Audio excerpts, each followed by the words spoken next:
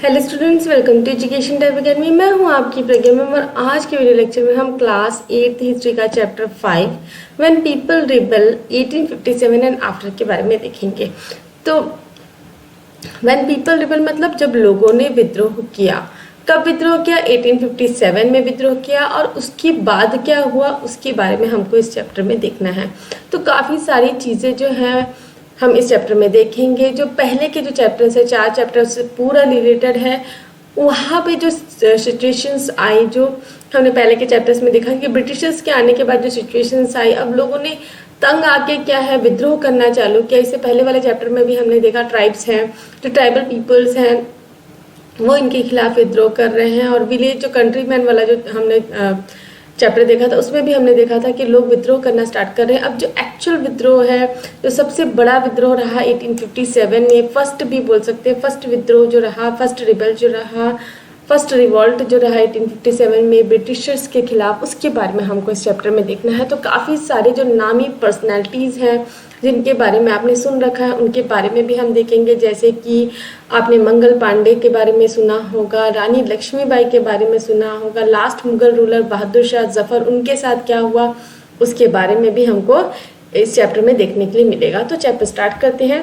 तो यहाँ आप सबसे पहले देखिए पिक्चर्स दी गई है। तो इस पिक्चर में देखिए ऊँट है, गाय बैल हैं, ठीक है, कुछ सिपाही दिख रहे हैं, कुछ किसान दिख रहे हैं। तो ये किसकी पिक्चर है? Sepoys and peasants gather forces for the revolt the spread across the plains of north India in 1857। तो सिपॉयज जो है, सिपाही जो है, ब्रिटिशर्स के जो आर्मी में जो इंडियंस को रिक्रूट किया जाता था उनको सिपॉयज बोला जाता था। और पीसेंट जो किसान जो है वो अपने फोर्सेस, ठीक है, अब उनके पास जो भी ताकत है उसको इकट्ठा कर रहे हैं ताकि वो रिवॉल्ट कर सके, विद्रोह कर सके ये जो ब्रिटिश गवर्नमेंट है उनके खिलाफ। तो policies and people. In the previous chapter, you looked at the policies of East India Company and the effect they had on different people. Kings, queen, peasants, landlords, tribals, soldiers were all affected in different ways. You have also seen how people resist policies and actions that harm their interest or go against their sentiments. तो हमने जो पहले के chapters उसमें देखा, जो Britishers policies लेके आ रहे थे, जो ईस्ट इंडिया कंपनी जो पॉलिसीज लेके आ रही थी का क्या क्या प्रभाव हुआ जो अलग अलग लोग हैं उनके ऊपर। तो किंग्स के ऊपर क्या प्रभाव था, किंग्स क्वींस के ऊपर, जो किसान है उनके बारे में हमने देखा, जो लैंडलॉर्ड्स उनके बारे में भी हमने देखा है, ट्राइबल्स के बारे में तो हमने लास्ट चैप्टर में ही देखा है, और जो सोल्जर्स है, जो सिपॉयज हैं, उनके जीवन में क्या इफेक्ट्स आए, अलग अलग लोगों को अलग अलग तरीके से उन्होंने इफेक्ट किया, प्रभाव डाला। तो हमने देखा कि कैसे जो है लोग जो है उनकी पॉलिसीज़ को रेजिस्ट करना चालू कर रहे हैं, मतलब उनके पॉलिसीज़ को अब मानने के लिए तैयार नहीं है। और उनके जो एक्शंस है, उनके मतलब जो उनका जो इंटरेस्ट है, उनकी जो सेंटिमेंट्स है, सेंटिमेंट्स की भावनाओं को कैसे वो ठेस पहुंचा रहे हैं, उनकी जो पॉलिसीज़ है, जो ब्रिटिशर्स की पॉलिसीज़ है वो। तो नवाब लॉस देयर पावर, जो पहले के नवाब हुआ करते थे, जैसे बंगाल के नवाब हो गए, तो ये लोगों के पास जो पावर्स है वो क्या हो रही थी, अब खत्म होते जा रही थी। तो since the mid 18th century Nawab and rajas had seen their power erode. तो 18th century, middle of 18th century के आते आते जो नवाब और राजा थे उनकी जो पावर्स है वो क्या हो गई, इरोड होने लगी, मतलब अब लगभग क्या हो गई, खत्म होने लग गई थी। तो they have gradually lost their authority and honour. तो दे हैव, तो ग्रेजुअली मतलब धीरे धीरे क्या है, उन्होंने अपना जो अथॉरिटी है, उनका जो साम्राज्य है, उनका जो पावर है उसको मतलब धीरे धीरे वो खत्म होने लग गया, वो खोने लग गए, और उनका जो सम्मान है वो भी वो खोने लग गया। तो residents have been stationed in many courts, the freedom of the rulers reduce, their armed forces disband and their revenues and territories taken away by the states. तो रेसिडेंट्स का मतलब जो ब्रिटिश ऑफिसर्स जो किसी और के कोर्ट में उनको बैठा दिया जाता था वहाँ पे डिसीजंस लेने के लिए। तो residents have been station in many courts, तो जितने भी जो कोर्ट्स हुआ करते थे, जो राजा महाराजाओं की जो सभा हुआ करती थी, जो कोर्ट्स हुआ करते थे, वहाँ पे रेसिडेंट्स से जो है एक जरूरी हो गया था कि जो वहाँ पे ब्रिटिश के जो रेसिडेंट्स हैं, ब्रिटिश के जो ऑफिसर्स हैं वो वहाँ पर उस कोर्ट में रहेंगे, बाकी जो ऑफिसर्स, बाकी जो वहाँ पे जो कोर्ट के लोग हैं उनके साथ में। और जो रूलर्स की जो फ्रीडम थी, उनके जो डिसीजन मेकिंग पावर्स था, सारा जो फ्रीडम है वो क्या है, खत्म हो गया था, रिड्यूस हो गया था, और उनके पास कोई भी राइट नहीं था कि वो कोई आर्म्ड फोर्स रखे। तो मतलब उनके जो नवाब्स के जो आर्म्ड फोर्स थे, जो उनके जो सेना थी उसको क्या भंग कर दिया, डिसबैंड मतलब भंग कर दिया गया, और उनका जो रेवेन्यू है और टेरिटरीज है उसको भी क्या है धीरे धीरे उन्होंने ले लिया, अपने कब्जे में कर लिया। Many ruling families try to negotiate with the company to protect their interest, और बहुत सारी जो रूलिंग फैमिलीज थे, राजा महाराजा थे, उन्होंने क्या किया, समझौता करना चाहे, नेगोशिएट मतलब बातचीत करके समझौता करना चाहा कंपनी के साथ में कि उनका जो इंटरेस्ट है, उनकी जो भावनाएं हैं, उनकी जो मांगे हैं वो उनको मान ले। तो फॉर एग्जाम्पल दिया गया, Rani Lakshmibai of Jhansi wanted company to recognise her adopted son as their heir to the kingdom after death of her husband. तो जैसे कि एग्जाम्पल है जो रानी लक्ष्मीबाई थी झांसी की, उन्होंने क्या किया, कंपनी को क्या करने बोला कि भाई वो जो उनका जो अडॉप्टेड सन है उनको वो क्या करे, रिकॉग्नाइज करे, उनको पहचान दे, ये अडॉप्टेड सन को पहचान दे कि वो उनका जो किंगडम है उसका उत्तराधिकारी बने उसके हस्बैंड की डेथ के बाद। Nana Saheb the adopted son of Peshwa Bajirao two pleaded that he be given his father pension when the latter died. तो पेशवा बाजीराव टू के डेथ के बाद उनका जो अडॉप्टेड सन है कौन, नाना साहब, उन्होंने क्या किया, उन्होंने रिक्वेस्ट किया, प्लीडेड मतलब रिक्वेस्ट किया कि उनके फादर की डेथ के बाद जो उनको पेंशन मिलता था वो उनको दिया जाए। However, the company, confident of its superiority and military powers, turned down this pleas. तो ये जो रिक्वेस्ट है उसको जो कंपनी है उन्होंने क्या कर दिया, नकार दिया, क्योंकि उनको पता था कि भाई कंपनी एकदम कॉन्फिडेंस है, उनके पास बहुत ज़्यादा कॉन्फिडेंस है कि वो एकदम सुपीरियर हो चुकी है, उनके पास बहुत ज़्यादा मिलिट्री पावर है, सबसे हाई मतलब सुपीरियर, उनका पूरा साम्राज्य फैल चुका है, तो उनको किसी से डरने की ज़रूरत नहीं है, इसलिए वो सारा जो इनका जो रिक्वेस्ट है उसको उन्होंने कैंसिल कर दिया। Awadh was one of the last territory to be annexed. तो अब जो है सारी जो टेरिटरीज हैं वो ब्रिटिशर्स के अंडर हो गई थी, बस अवध जो है बचा था। तो Awadh was the last territory, आखिरी टेरिटरी थी जिसको उनको अपने कब्जे में करना था, एनेक्स मतलब कब्जे में करना। इन 1801 A subsidiary alliance was imposed on Awadh and in 1856 it was taken over। तो 1801 में एक सब्सिडरी अलायंस, ठीक है, सब्सिडरी अलायंस के बारे में हम पहले पढ़ चुके हैं। सब्सिडरी अलायंस में क्या होता है, जो राज्य है, ठीक है, जो राज्य है वो किसके अंडर होगा, ब्रिटिश, जो राजा है वो तो उसका राजा रहेगा, लेकिन ये जो राज्य है किसके अंदर होगा, ब्रिटिश के अंदर। तो यहाँ पे वो अपनी आर्मी नहीं रख सकते, वो अपना कुछ भी मतलब फैसला बिना ब्रिटिशर्स के कंसल्ट किए नहीं कर सकते। तो और उनको क्या है, रेवेन्यू और टैक्सेस भी पे करने हैं, तो इसे सब्सिडरी अलायंस कहा जाता है, जिसके बारे में हम प्रीवियस जो चैप्टर्स है उसमें हम पढ़ चुके हैं। तो subsidiary alliance was imposed on Awadh और 1857 में उसको हटा दिया गया, 1856 में उसको हटा दिया गया था। Governor general Dalhousie declared that the territory was being misgoverned and British rule was needed to ensure proper administration।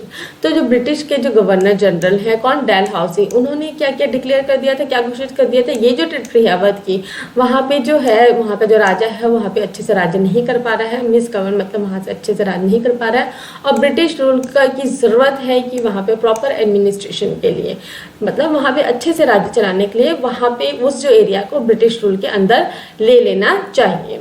The company even began to plan how to bring Mughal dynasty to end. अब जो company है वो ये भी plan बना रही थी कि कैसे जो ये मुगल डायनेस्टी है उसको ख़त्म किया जाए। The name of the Mughal king was remove from the coins minted by the company. अब जो पहले क्या हुआ करता था, जो भी कॉइन्स जो है बनवाया करते थे, मिंट करवाया मतलब बनवाया करते थे, उसमें क्या है, मुगल जो रूलर है उनकी फ़ोटो वगैरह जो पिक्चर्स है उसको स्टैम्प करवाया जाता था, लेकिन अब क्या है उसको हटा दिया गया। In 1849, Governor General Dalhousie announced that after the death of Bahadur Shah Zafar, the family of the king would be shifted out of Red Fort and given another place in Delhi to reside in। अब 1849 में जो governor general है Dalhousie, उन्होंने क्या decide किया, क्या announce कर दिया कि बहादुर शाह जफर की मृत्यु के बाद, डेथ के बाद, जो उनकी फैमिली है उनको रेड फोर्ट से हटा दिया जाएगा, शिफ्टेड आउट मतलब वहाँ से हटा दिया जाएगा, और उनको दिल्ली में कुछ अलग जगह दे दिया जाएगा रहने के लिए, रिसाइड मतलब रहने के लिए। In 1857 governor general Canning decided that Bahadur Shah Zafar would be last Mughal king and after his death none of his descendants would be recognised as king, they would be just called princes. तो 1856 में जो गवर्नर जनरल कैनिंग है उन्होंने क्या decide किया कि बहादुर शाह जफर की मृत्यु के बाद, ख़त्म होने के बाद, वो क्या होंगे, लास्ट मुगल किंग होंगे, और उनके डेथ के बाद उनके जो भी बेटे वगैरह हैं उनको एज अ किंग नहीं रिकॉग्नाइज किया जाएगा, उनको किंग नहीं बनाया जाएंगे, उन लोग बस प्रिंसेस कहलाया करेंगे। उसके बाद हमको देखना है द पीजेंट्स एंड सिपाहीज। तो पीजेंट्स जो किसान हैं, सिपाहीज जो ब्रिटिश आर्मी में जो सिपाही हैं, सैनिक हैं, वो उनके बीच में क्या हुआ। In the countryside, peasants and zamindar resented the high taxes and rigid methods of revenue collection. तो जो ग्रामीण क्षेत्र है वहाँ पे जो पीसेंट्स हो गए, किसान हो गया, जो ज़मींदार हैं, उन्होंने क्या किया, विद्रोह करना चालू किया। रिसेंटेड मतलब विद्रोह करना चालू किया कि जो इसके बारे में हम जो चैप्टर 3 इसमें पहले भी देख चुके हैं। जो हाई टैक्सेस है, ज़्यादा टैक्सेस उनको पे करने पड़ रहे थे, और जो रिजिड मेथड्स हैं, ठीक है, जिसको हम नहीं अपना सकते, जो रेवेन्यू कलेक्शन का जो मेथड्स है, रिजिड मेथड्स मतलब जिसको हम अपना नहीं सकते, तो उसके लिए वो लोग विद्रोह करना चालू किया। Many fail to pay back their loans to the money lenders and gradually lost to the lands they had tilled for generation. तो बहुत सारे जो किसान हो गए, ज़मींदार हो गए, वो जो ये लोन्स हैं उसको, जो मनी लैंडर्स को वो पटा नहीं पाए, और धीरे धीरे जो है अपनी सारी ज़मीन जो है वो उनके पास उनको मतलब देनी पड़ गई। और वो ऐसी ज़मीन जो उनके पुरखों की थी, जिसको उन्होंने मतलब जनरेशन, बहुत सारे जनरेशन तक वहाँ पे खेती बाड़ी की थी, उसको उनको मनी लैंडर्स को देना पड़ गया। Indian sipahis in the employ of the company had reason for discontent. और जो इंडियन सिपाही थे, सिपाहीज थे, जिनको कंपनी में एम्प्लॉयमेंट दी गई थी, नौकरी दी गई थी, उनके पास भी अलग रीजंस था कुछ विद्रोह करने के लिए। जो ये डिसकंटेंट है, ठीक है, असंतोष थे वो, मतलब असंतोषित थे, उनको बिल्कुल पसंद नहीं आ रहा था। क्यों? तो दे वेयर अनहैप्पी अबाउट देयर पे। सो क्यों वो लोग नाखुश थे, खुश नहीं थे अबाउट देयर पे, allowances and condition of service. तो वो इसलिए कुछ नहीं थे क्योंकि उनको पेमेंट ठीक से नहीं दिए जाते थे, जो भत्ते हैं वो दिए जाते थे वो भी ढंग से नहीं दिए जाते थे, और जो सर्विस उनको करनी पड़ रही है उनसे भी वो खुश नहीं थे। Some of the new rules moreover violated their religion, sensibilities and beliefs. और कुछ जो नए रूल्स जो ब्रिटिशर्स लेके आए थे वो क्या है, वायलेट कर रहे थे, मतलब उल्लंघन कर रहे थे, भंग कर रहे थे उनकी जो रिलीजियस सेंसिबिलिटी है, जो रिलीजियस संवेदनाशील होती है, जो उनकी जो बिलीव्स होती हैं, ठीक है, उनकी मान्यता जो होती है, उसको वो भंग कर रहे थे, वायलेट कर रहे थे। Did you know that in those days many people in the country believed that if they crossed the sea they would lose their religion and caste। और उस समय जो है बहुत से लोग ये माना करते थे, उस समय ये मान्यता प्रचलन थी कि अगर वो समुद्र के रास्ते दूसरे देश को जाते हैं तो वो अपना जो रिलीजन और कास्ट है उसको भंग कर डालेंगे, उसको वो खो देंगे, ठीक है। तो सो in 1824 sepoys were told to go to Burma by sea route to fight for the company. They refused to follow the order though they agreed to go by the land route। तो 1824 में जब सिपॉयस हैं उनको क्या कहा गया कि तुमको बर्मा जाके लड़ाई लड़नी है, वो भी किससे जाना है, सी रूट से जाना है। तो बहुत सारे जो सिपॉय हैं उन्होंने क्या है, इस जो ऑर्डर है उसको मानने से मना कर दिया। They were severely punished and since the issue did not lie down, in 1857 the company passed a new law which stated that every new person who took up employment in the company's army had to agree to serve overseas if required। तो यहाँ पे जब 1824 में उनको Burma जाने के लिए बोला तो भाई उन लोग बोले समुद्र के रास्ते से नहीं जाएंगे, लेकिन लैंड रूट से वो जाने के लिए रेडी भी थे।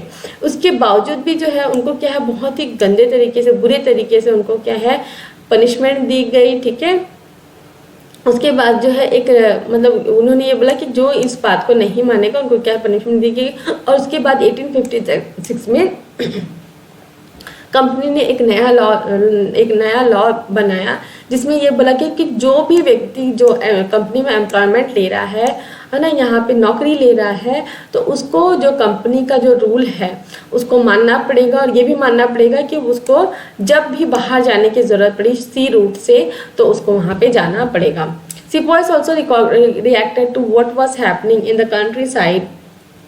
Many of them were peasants and had families living in the villages, so the anger of the peasants quickly spread among the sepoys। तो sepoys ने और किसके लिए रिएक्शन किया कि जो कंट्री साइड में हो रहा था, जो ग्रामीण क्षेत्र में हो रहा था, उसके लिए भी उन्होंने मतलब वो नाखुश थे। क्यों नाखुश थे? क्योंकि बहुत सारे जो सिपॉयज थे वो क्या थे, एक्चुअल में पीसेंट्स ही थे, और उनकी फैमिली जो है वो गांव में रह रही थी। इसलिए जो ये गुस्सा है जो पीसेंट्स का वो भी सिपॉयज में मतलब बहुत जल्दी ही फैल गया।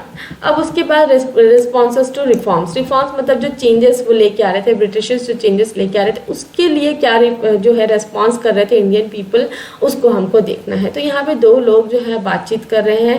तो ये क्या बातचीत कर रहे हैं? Sepoy exchange news and rumours in the bazaars of north India. जो न्यूज़ है, ठीक है, जो भी खबरें हैं और जो अफवाहें हैं उनके बारे में ये दोनों जो है बात कर रहे हैं। The British believe that Indian society had to be reform. तो ब्रिटिश क्या मान के चल रहे थे, बिलीव मतलब मान के चल रहे थे, जो इंडियन सोसाइटी है उसको चेंजेस की ज़रूरत है, ठीक है, उसमें सुधार की ज़रूरत है। तो laws were was passed to stop the practice of sati and to encourage the marriage of widows. तो बहुत सारे जो अच्छे लॉज भी इन्होंने पास किए, भी सारी चीज़ें गलत नहीं की।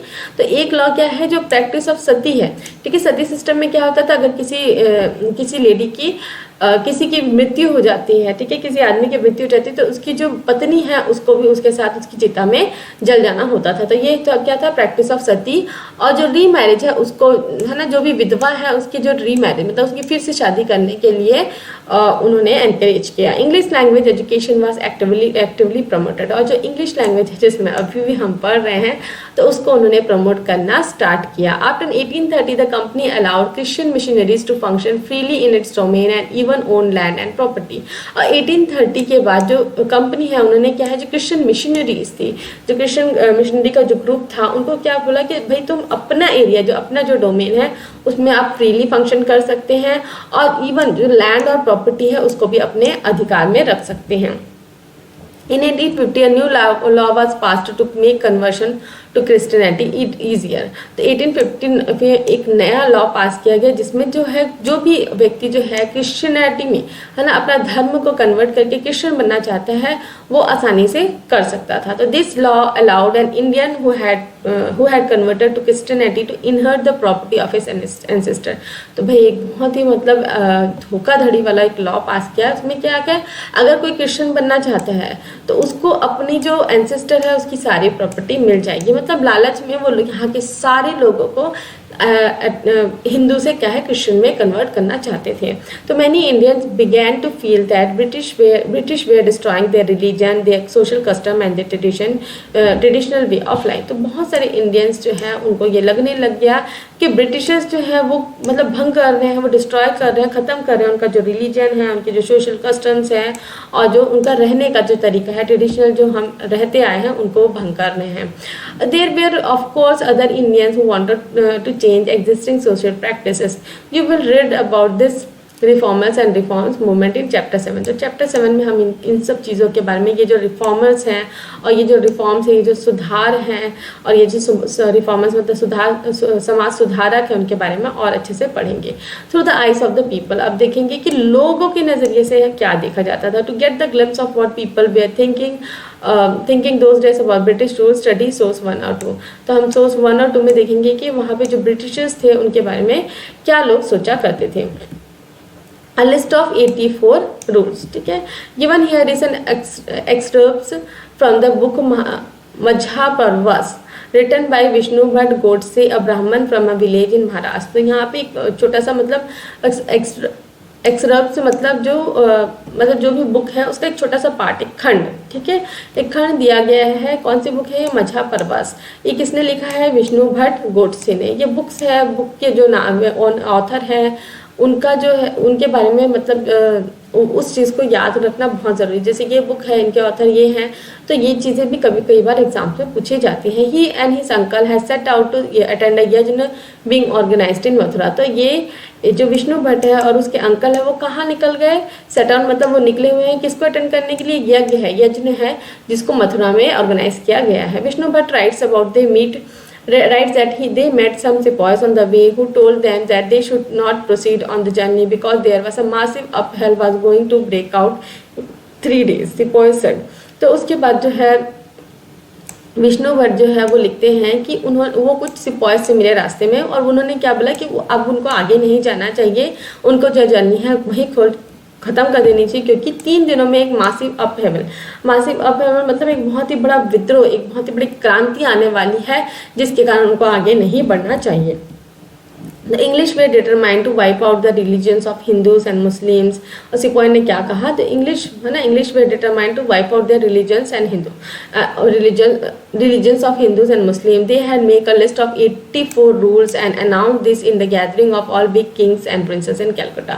तो इंग्लिश वो क्या बोल रहे हैं कि इंग्लिश पीपल जो है वो एकदम मतलब ठान लिया है कि जो हिंदू और मुस्लिम है उनका जो रिलीजन है उसको हटा देंगे, और उन्होंने क्या है 84 रूल्स बनाए हैं, उसको अनाउंस भी कर दिया है। कहाँ पे? कैलकाटा में बहुत ही बड़ी गैदरिंग हुई है जहाँ पे बहुत बड़े बड़े राजा और प्रिंसेस आए हुए थे कैलकाटा में, और वहाँ पे 84 रूल्स है उसको अनाउंस किया गया है। They said that the kings refuse to accept this rules and want the English of dire consequence and mass upheaval if this were implemented. तो वहाँ पे वो बताते हैं कि जो किंग्स हैं, जो किंग्स और प्रिंसेस वहाँ पे कैलकाटा में आए हुए थे, उन्होंने ये जो रूल्स है उसको एक्सेप्ट करने से मना कर दिया है, उसे मानने से मना कर दिया है, और इंग्लिश को क्या वार्निंग दी है कि अगर ये जो 84 रूल्स है उसके क्या नतीजे होंगे, कॉन्सिक्वेंस होंगे, और इससे क्या है बहुत बड़ी क्रांति आएगी अगर इनको इम्प्लीमेंट करवाया गया, इनको मानने के लिए बोला गया तो।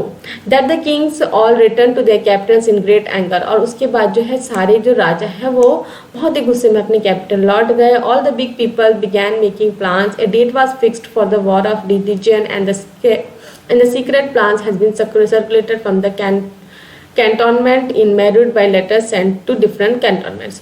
और उसके बाद बताते हैं कि सारे जो ये बड़े लोग हैं, बड़े जो राजा महाराजा हैं, वो लोग प्लान बना रहे हैं और एक डेट फिक्स किया गया है जब ये मतलब एक क्रांति लेके आएंगे, एक विद्रोह लेके आएंगे। और इसके लिए क्या है, ये जो विद्रोह कहाँ से स्टार्ट हुआ है? मेरठ का जो कैंटोनमेंट है, कैंटोनमेंट मतलब जो मिलिट्री कैंप है वहाँ से, और लेटर्स के थ्रू जो है डिफरेंट कैंटोनमेंट्स में पहुँचाया गया है। और इसे किसने लिखा है? Vishnu Bhatt Godse, मझा परवास।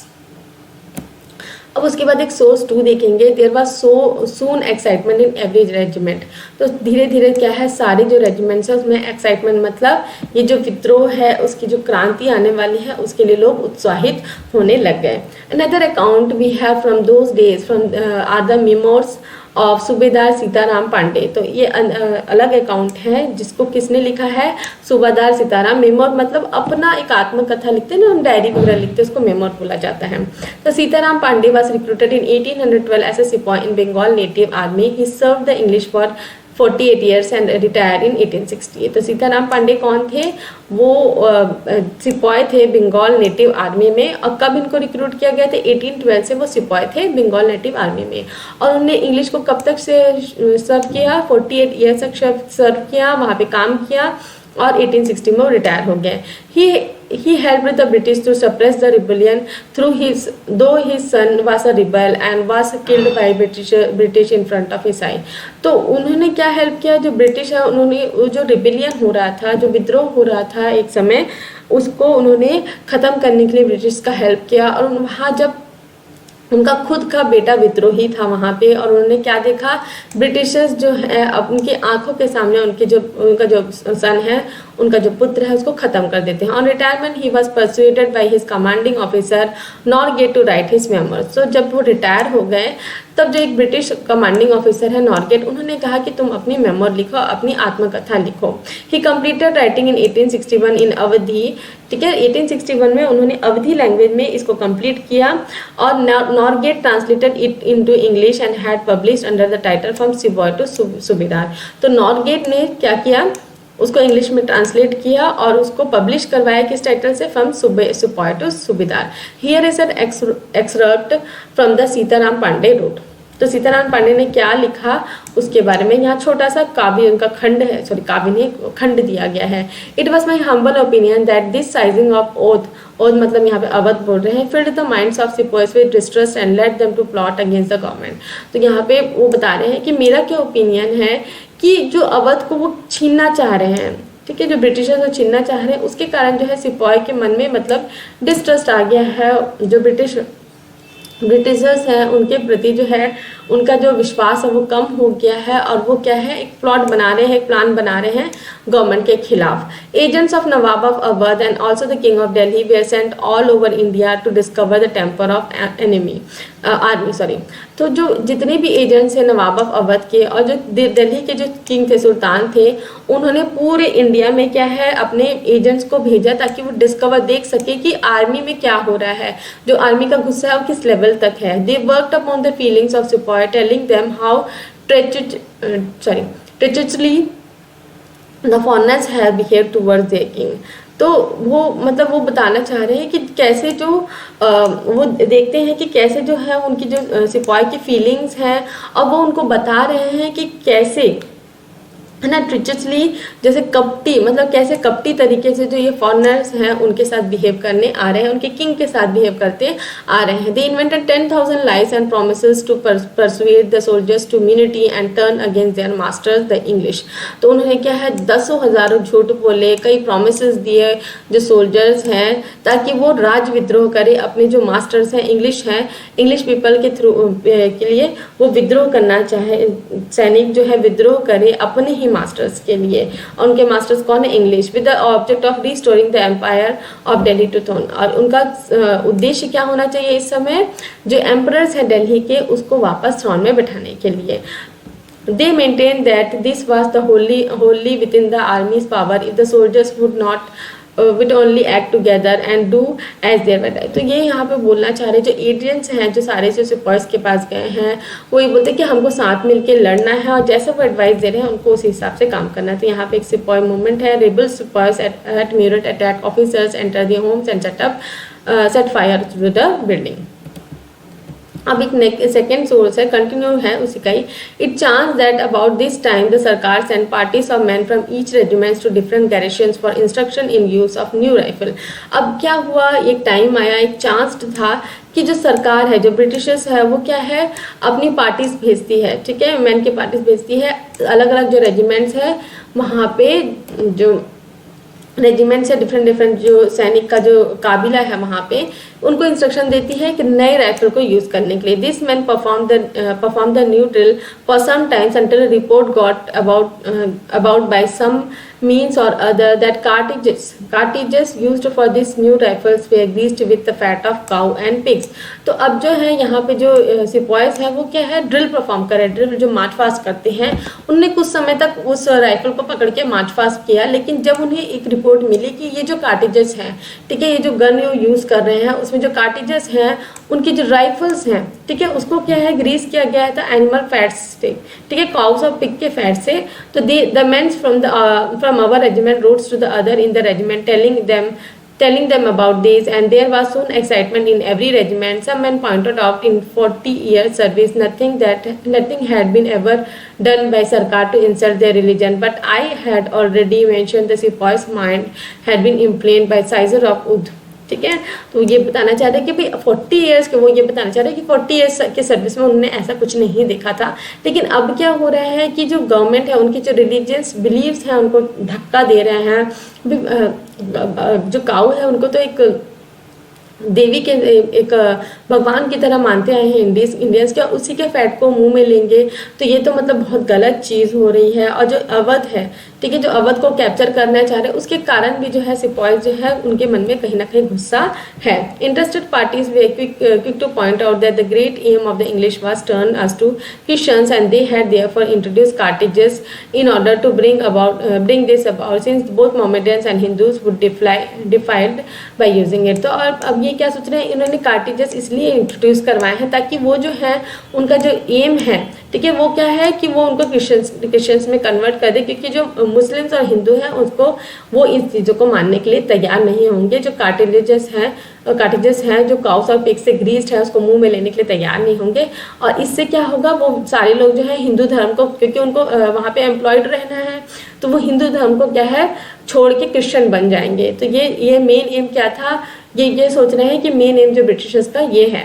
The colonel sahib was of the opinion that excitement which could fail to see would pass off and as it had done before and he recommended me to go my home। तो यहाँ पे बता रहे कॉर्नियल साहब जो है उनको बोलते हैं कि भाई तुम ये सब चीज़ें मत देखो, ये सब जो है, और उनको क्या बोलते हैं, तुम घर लौट जाओ। तो यहाँ पे इसको हम यहीं पे स्टॉप करते हैं जो हम ये वीडियो लेक्चर कर रहे हैं।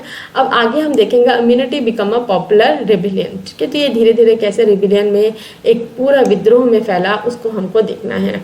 तो आज का वीडियो लेक्चर हम यहीं ख़त्म करते हैं। मैं होप करती हूँ कि आपको वीडियो लेक्चर समझ में आया है। अगर वीडियो लेक्चर समझ में आया है तो वीडियो को लाइक शेयर करें, कमेंट करके बताएं कि आपको वीडियो लेक्चर कैसा लगा। अगर वीडियो लेक्चर पसंद आते हैं तो चैनल को सब्सक्राइब कर लो, बेल नोटिफिकेशन को भी ऑन कर लो, ताकि जब भी मैं नए वीडियोस डालूँ तो आपको नोटिफिकेशन मिल सके। Thanks for watching.